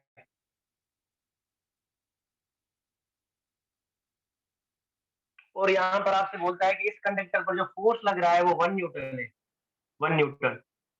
तो बताओ इसके अंदर करंट कितना प्रोड्यूस होगा, ये सवाल गिवन है और ये ग्राफिकल क्वेश्चन है। मैं आपको कोशिश करके कॉन्सेप्चुअल चीजें करवाता हूँ जिसमें डेरिवेशन और मैथमेटिकल चीजें कम हो और कॉन्सेप्चुअल चीजें ज्यादा हो। अगर आपकी मैथ्स की प्रैक्टिस अच्छी है तो आप खुद से कर सकते हो, मैथ्स की प्रैक्टिस मेरी भी काफी अच्छी है, लेकिन यहाँ पर अगर करूंगा तो टाइम ज्यादा लगेगा, ठीक है। तो यहाँ पर ये देखिए सिंपल, पहले तो एक चीज देखें, ये जो कंडक्टर है इस पे और फील्ड के दरमियान में एंगल कितना है, ये कंडक्टर इस तरह से, फील्ड इस तरह से, एंगल है 90। एक चीज तो ये क्लियर हो गई। और यहाँ पर देखिए कौन कौन सी चीजें आपको मिली हुई है। ये वाली हाइट मिली हुई है, तो अगर मैं इस वाली हाइट को सपोज करूं तो ये मैं इसको नाम दे सकता हूं कि ये लेंथ ऑफ कंडक्टर है, यानी कि एल बराबर है 2 मीटर के। ये वाली चीज क्लियर है। ये जो हाइट यहाँ पर गिवन है, इसको मैं यहाँ लेकर जाऊं तो ये ही लेंथ ऑफ कंडक्टर है 2 मीटर। जिसकी इतनी लेंथ है वही इसकी हाइट है। ठीक, अब फील्ड भी गिवन है। कौन कौन सी चीजें गिवन है? फील्ड गिवन है, करंट पूछा है, फोर्स गिवन है, और अपना लेंथ भी गिवन है। तो यहाँ पर तो सीधा सीधा फॉर्मूला है, F is equals to BIL sine theta. Sine 90 का वैल्यू है 1, तो ये बन जाएगा सिर्फ और सिर्फ बिल।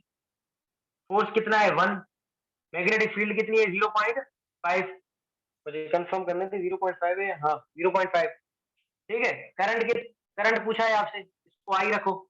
लेंथ कितनी है? लेंथ है 2। 0.5 को 2 के साथ मल्टीप्लाई करोगे तो ये आएगा 1, और यहाँ पर पहले ही 1 है, इंटू आई। ये 1 नीचे जाकर डिवाइड करेगा तो ये ओवरऑल आपको करंट मिलेगा 1 एम्पियर। ये 1 इसके साथ मल्टीप्लाई कर दो तो भी कोई मसला नहीं है, 1 को आई के साथ मल्टीप्लाई करोगे तो आई बराबर मिलेगा 1 एम्पियर। अच्छा, अगर सवाल पूछे और इसका डायरेक्शन भी आपको बताना हो कि फोर्स कहां पर लग रहा है, तो देखे ये जो है मेरा बस छोड़ दो, मेरी सवाल कॉम्प्लिकेटेड कर दोगे आप, इन्हें ऐसे थोड़ी। समझ आया? ये क्लियर हुआ? सही करके डीजल मकड़ क्लियर हुआ? समझ आया? ग्राफिकल क्वेश्चन रहता है, कोई मुश्किल नहीं है।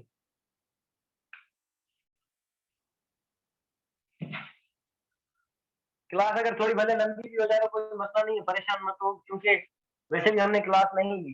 पढ़ोगे तो अब आपका अपना ही फायदा है, और सिंपल सिंपल चीजें करके मैं आपको समझाता हूँ, इसी वजह से मैंने कहा पूछी थी रेड मार्कर की क्या सवेरे हम मार्कर बोलेंगे अपने लिए हिस्ट्री है ना, मैंने कहा अब देखें एक सवाल यहाँ पर दूसरा है कि velocity selector velocity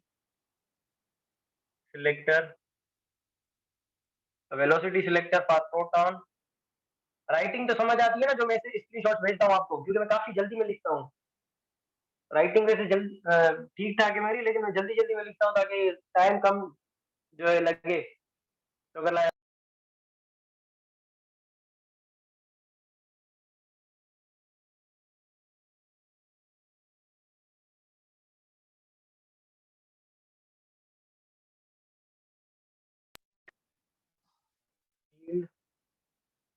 field 3 × 10⁵ volt पर मीटर।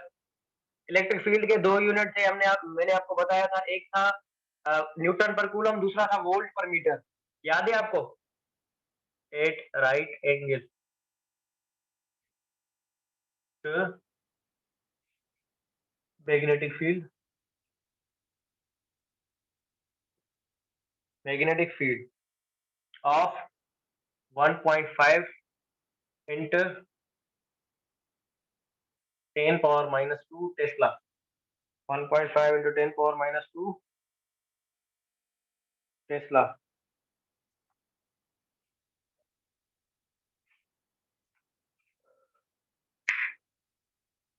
सही है, 1.5 into 10⁻⁻² tesla. What is speed of proton? What is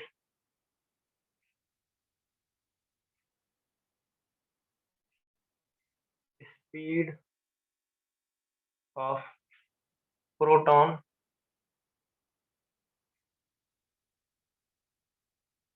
that pass undeflected?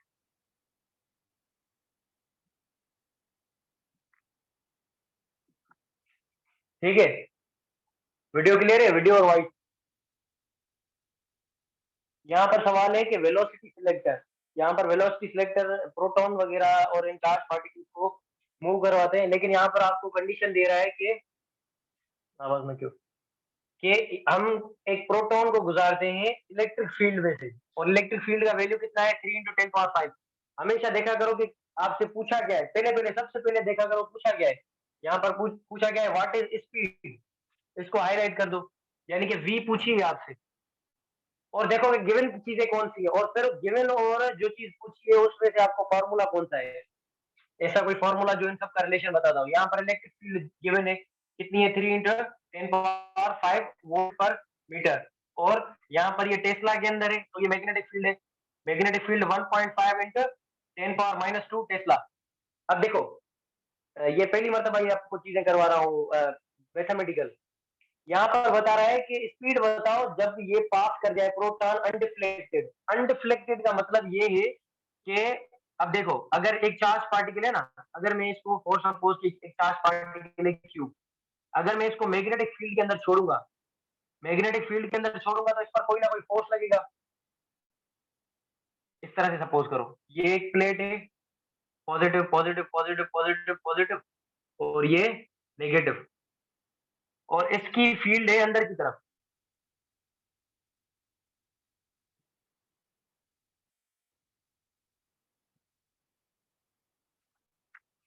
Field अंदर है।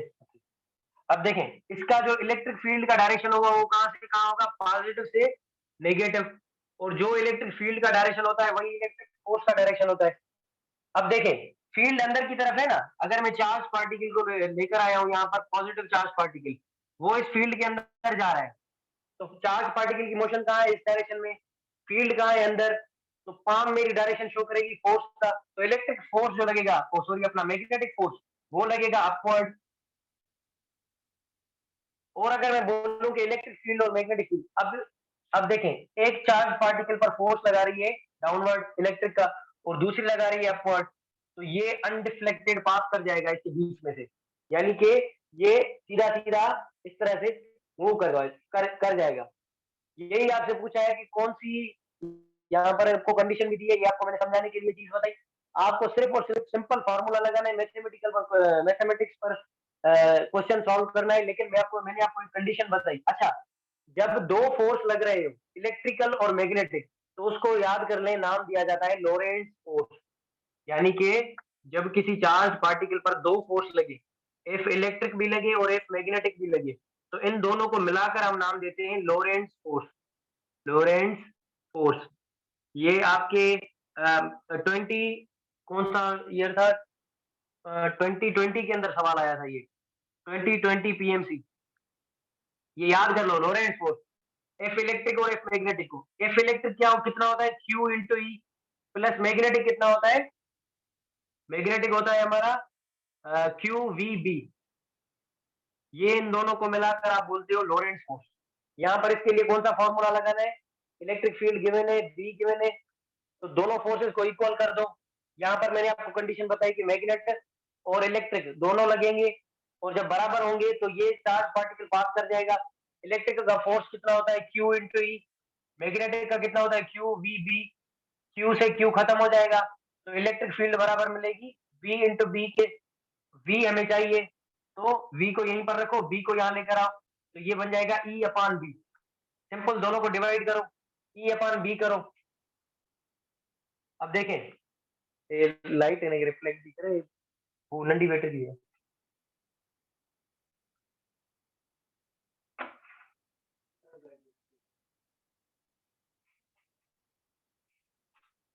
पूरा ही देखो ना, एडजस्टमेंट दिख रही है, उससे बड़ा लगे। बोर्ड तो क्लियर है ना, बोर्ड क्लियर है, वो थोड़ा लाइट चली गई इसी वजह से थोड़ा हो गया इशू। अच्छा बस देखें यहाँ पर बी का फॉर्मूला कितना मिला, ई अपॉन बी, ऐसे इसमें भेज दूंगा आपको, वो ठीक होंगे। इलेक्ट्रिक की जगह पर रखो 3 इंटू 10⁵, मैग्नेटिक का रखो 1.5 इंटू 10⁻²।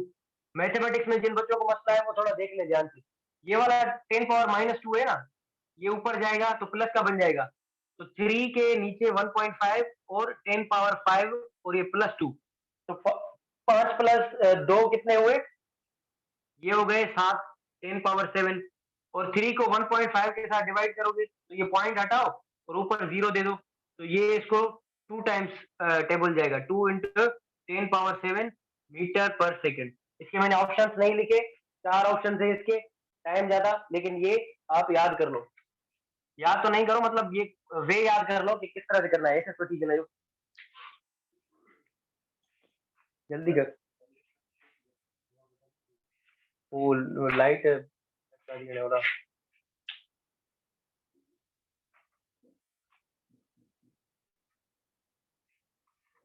क्लियर है?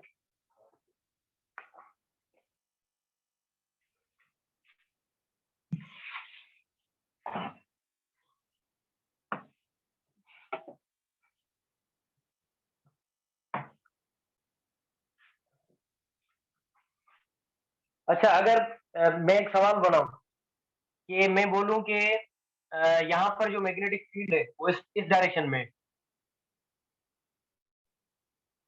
मैग्नेटिक फील्ड किस डायरेक्शन में? इस डायरेक्शन में। यहाँ पर मैंने मैग्नेटिक पोल रखा है एक्स, यहाँ पर मैंने मैग्नेटिक पोल रखा है वाई, तो एक्स और वाई किसके बराबर होगा? ये तो आप कर सकते हो, बच्चों वाला सवाल है। एक्स हमने अभी पढ़ा है कि मैग्नेटिक फील्ड लाइन कहाँ से स्टार्ट होती है? मैग्नेटिक फील्ड लाइन नॉर्थ से स्टार्ट होती है, तो ये बनेगा नॉर्थ, और ये यहाँ से फील्ड उस डायरेक्शन में अंदर जा रही है, तो ये बनेगा साउथ। ये तो क्लियर है ना, इसमें तो कोई परेशानी की बात नहीं है, सिंपल है। अगर मैग्नेटिक फील्ड का डायरेक्शन इस तरह से हो और एक्स और वाई के टर्म्स में गिवन हो, बोले कि एक्स की जगह पर कौन सा पोल आएगा, वाई की जगह पर कौन सा पोल आएगा, तो ये तो आप कर लोगे। सही है? समझ आया ये? बिल्कुल बेसिक सवाल था, एक सवाल ऐसा भी देखा था, इसी वजह से आपसे पूछा। क्लियर हुआ?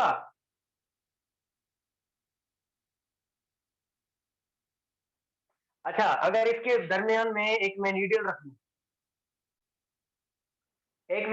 दूं, उसके अंदर करंट जा रहा है अपवर्ड, तो इस पर फोर्स कौन से डायरेक्शन में लगेगा? फोर्स बताओ। अंदर लगेगा, बाहर लगेगा, ऊपर लगेगा, नीचे लगेगा? ये ऑप्शन है आपके पास।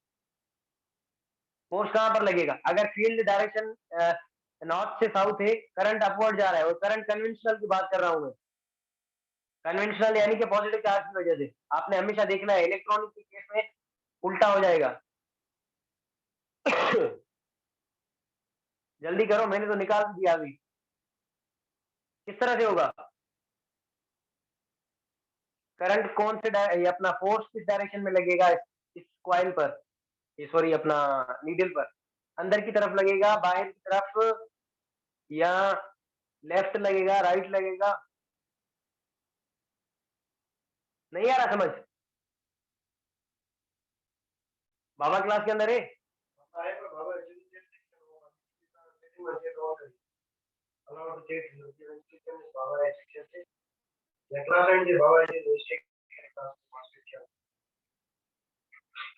ये सिंपल है, देखो ना, राइट हैंड पाम रूल हमने पढ़ा था,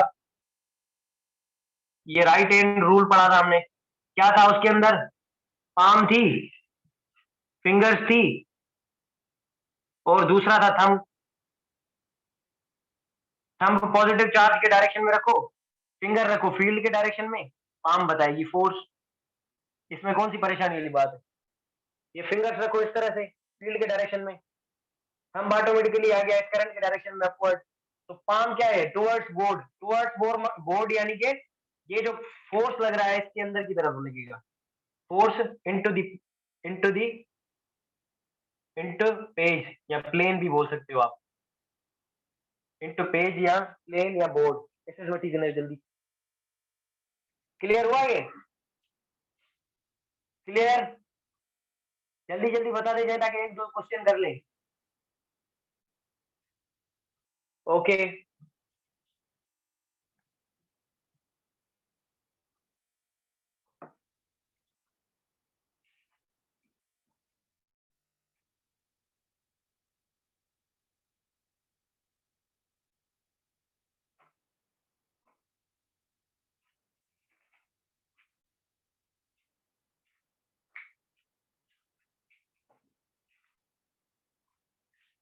अच्छा, बस लास्ट क्वेश्चन देखें एक।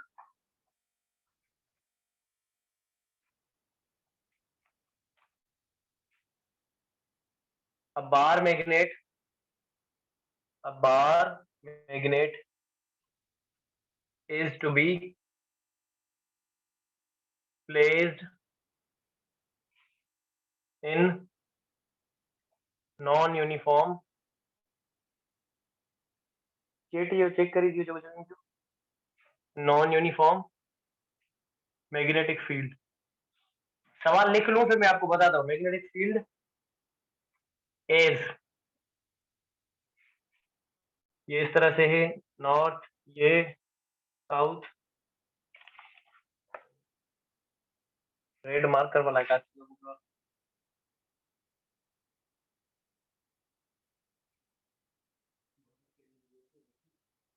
आप बोला ऐसा है नॉट मसलून।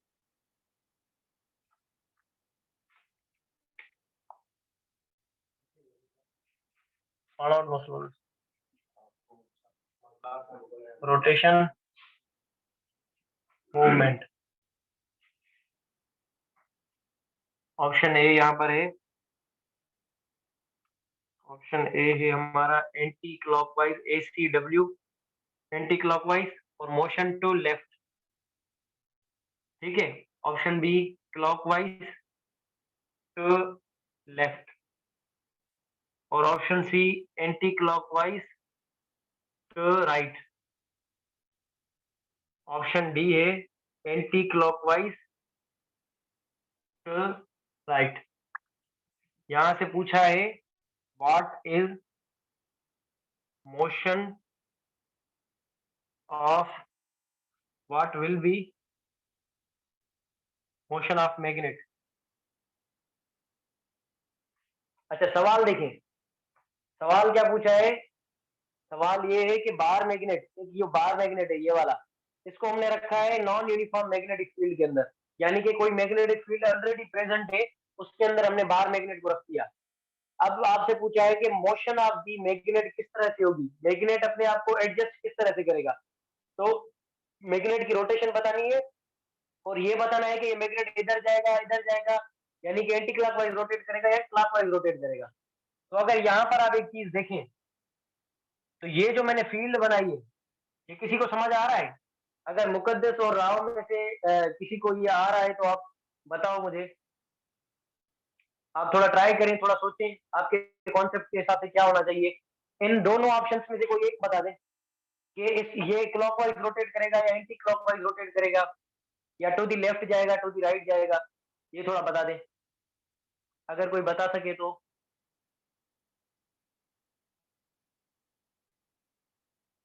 मैग्नेटिक फील्ड का डायरेक्शन ये है, इस डायरेक्शन में मैग्नेटिक फील्ड, क्या मैं करवाऊं? राव, बाबा और मुकद्दस बताएं मुझे,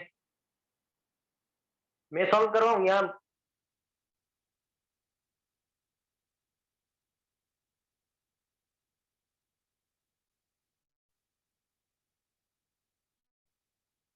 ओके आप करवाएं, ओके ओके ठीक। अच्छा एक चीज देखें, हमने पढ़ा है कि मैग्नेटिक फील्ड लाइंस, पहले मैग्नेटिक फील्ड लाइंस देखो कहां से कहां जा रही है, ये यहाँ से इस डायरेक्शन में जा रही है।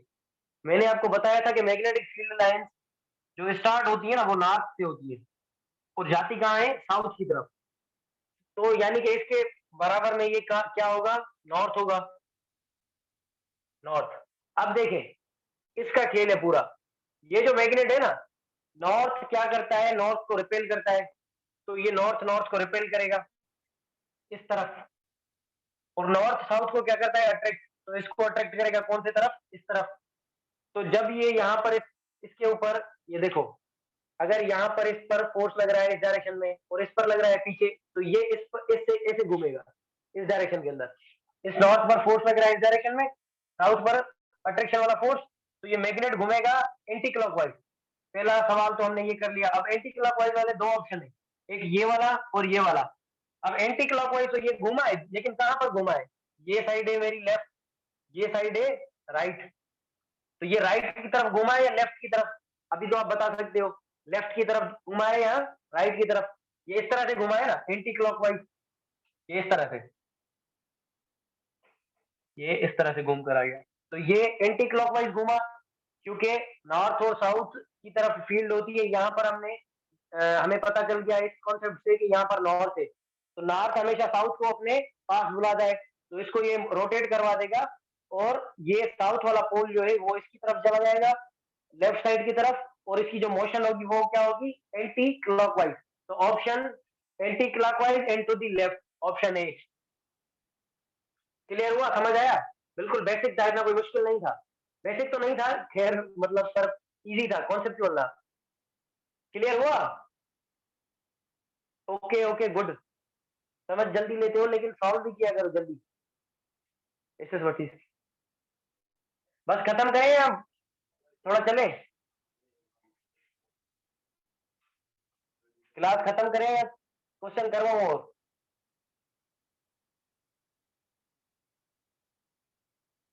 मेरे ख्याल से अब ज्यादा हो गया है। खत्म करें? क्लास खत्म करें या?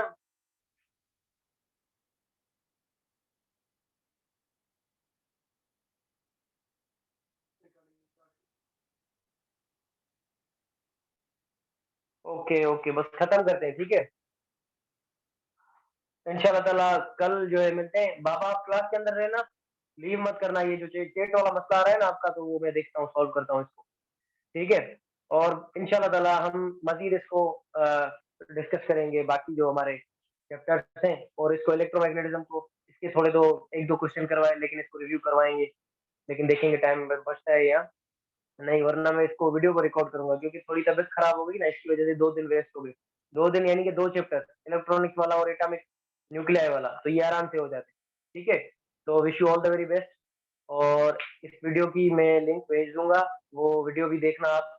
और लेंस लॉ के ऊपर एक कंप्लीट और प्रैक्टिस क्वेश्चन है, और कुछ प्रैक्टिस क्वेश्चन जो है पिछले कॉन्सेप्ट पर भी है। तो इस पर ग्रिप करना, अगर किसी को कोई चीज समझ नहीं आई हो तो रिकॉर्डिंग लाजमी गो थ्रू करना, जिसको भी चीज क्लियर नहीं हुई हो वो रिकॉर्डिंग लाजमी देखे, ठीक है।